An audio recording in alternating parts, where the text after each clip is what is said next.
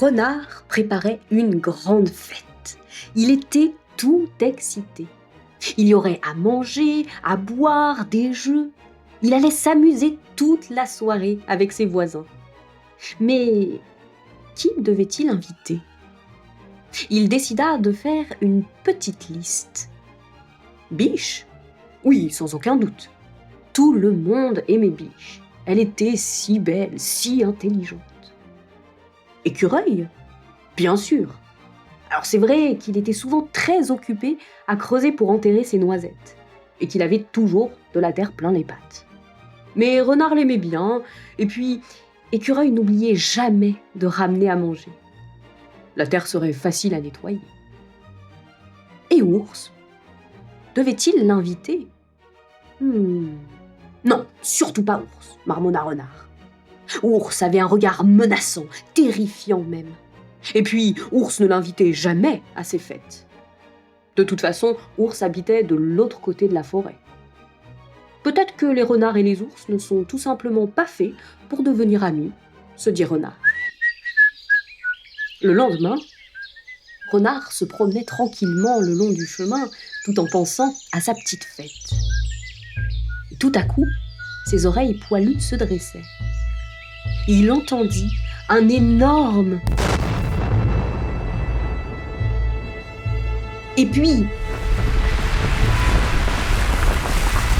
une pluie de cailloux dégringola du flanc de la montagne. Renard bondit sur le côté, mais pas assez vite. Une pierre tomba sur sa tête. Une autre atterrit sur sa jambe. Renard s'écroula sur le sol, à côté du chemin. Sa tête lui semblait tellement lourde. Il ne pouvait plus bouger sa jambe.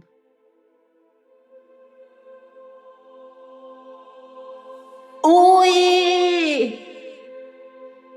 Il utilisa ses dernières forces pour appeler à l'aide, puis il laissa tomber sa tête sur le sol et ferma les yeux.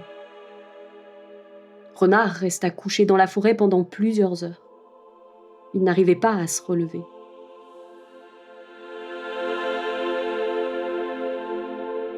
Alors que le soleil commençait à se coucher, Renard entendit des bruits de pas. Fantastique! C'était Biche. Et Biche savait toujours quoi faire. Mais vous n'allez pas le croire. Biche ne s'arrêta même pas. Pourtant, elle avait bien remarqué que Renard était mal en point. « Oh non !» dit-elle en faisant la grimace. « Personne ne doit me voir avec quelqu'un dans cet état. Ouh !» Biche tourna gracieusement les talons et choisit un autre chemin pour traverser la forêt. Pauvre Renard, il était toujours allongé là, blessé, le corps tout endolori. Il sentit quelques flocons de neige tomber sur sa fourrure ébouriffée, et puis... Devinez quoi ? Écureuil apparut au loin sur le chemin. « Est-ce que c'est Renard ?» se demanda Écureuil. Il s'approcha un peu plus. « Ouch, c'est vraiment lui !» s'étonna-t-il. Mais Écureuil jeta un œil à la pile de noisettes qu'il transportait. « murmura-t-il. « Il pourrait y avoir des bêtes sauvages dans les parages. Et si je pose mes noisettes pour aider Renard, quelqu'un va peut-être me les voler. Ou d'autres pierres pourraient tomber sur la montagne et je pourrais aussi être blessé. » Secouant sa queue duveteuse, Écureuil se sauva dans la forêt. Oh là là, est-ce que quelqu'un finirait par aider Renard ?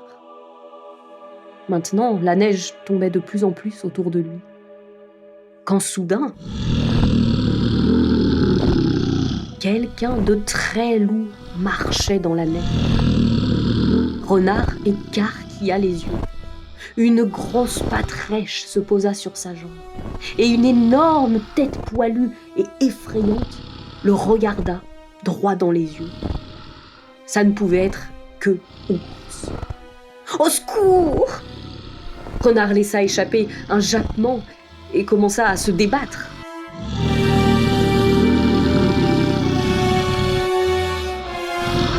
Mais la panique de Renard disparut rapidement. Le visage qu'il avait en face de lui n'était ni menaçant, ni terrifiant. En fait, ce visage souriait avec douceur. Et la Patrèche était en train de vérifier avec soin les blessures de Renard. Puis Renard sentit 2 grandes pattes le saisir et le soulever du sol. Ours le portait maintenant dans ses bras pour le ramener chez lui. De retour dans le terrier de Renard, Ours l'installa bien au chaud. Il lui ramena même à boire et à manger pour qu'il puisse reprendre des forces.